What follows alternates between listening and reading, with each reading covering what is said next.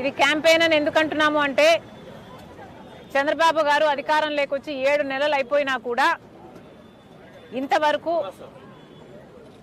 ఆయన వాగ్దానం చేసిన సూపర్ 6కి దిక్కు లేకుండా పోయింది. అందుకు నిరసనగా ఈరోజు కాంగ్రెస్ పార్టీ ఒక్క విజయవాడలో మేము చేయడమే కాకుండా రాష్ట్ర వ్యాప్తంగా ప్రతి జిల్లాలోనూ కలెక్టరేట్ ఎదుట కాంగ్రెస్ పార్టీ ఈరోజు తాళీ బజావ్ కార్యక్రమం చేసి సూపర్ 6 ఎంత సూపర్ ఫ్లాప్ అయ్యిందో ప్రభుత్వం దృష్టికి తెచ్చే ప్రయత్నం చేస్తుంది.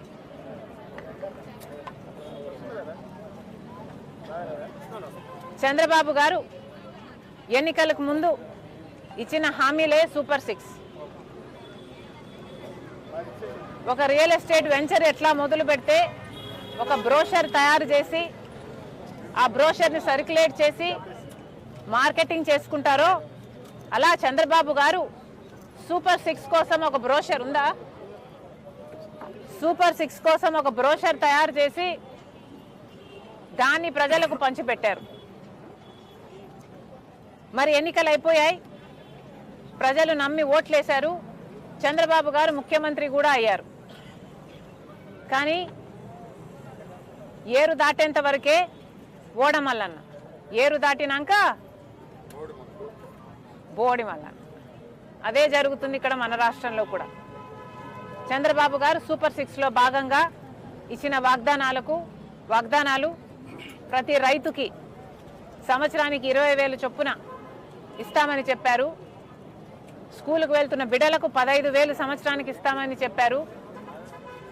18 ఏళ్ళు నిండిన మహిళలందరికీ 1,500 ప్రతి నెలా ఇస్తామన్నారు.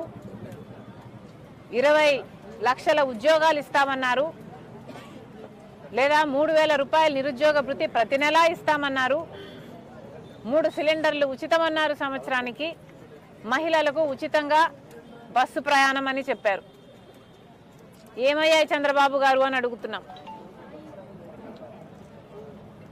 ఎంత మటుకు అమలయ్యాయి మీ సూపర్ 6 అని అడుగుతున్నాం. మీరు అధికారంలోకి వచ్చి 7 నెలలు దాటిపోయింది, కానీ ప్రజలకేం ఒరిగింది అని అడుగుతున్నాం. మీరిచ్చిన వాగ్దానాలకే మీకే విలువ లేకపోతే, నెరవేర్చాలన్న చిత్తశుద్ధి మీకే లేకపోతే ఇంకా ఎలా నెరవేరుతాయని అడుగుతున్నాం. రైతులకి ప్రతి సంవత్సరం 20,000 రూపాయలు ఇస్తామన్నారు చంద్రబాబు గారు. 7 నెలలు గడిచేపోయాయి.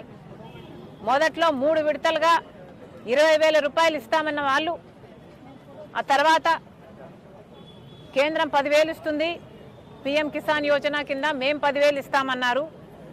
ఇంతవరకు ఇచ్చింది అయితే రూపాయి కూడా లేదు.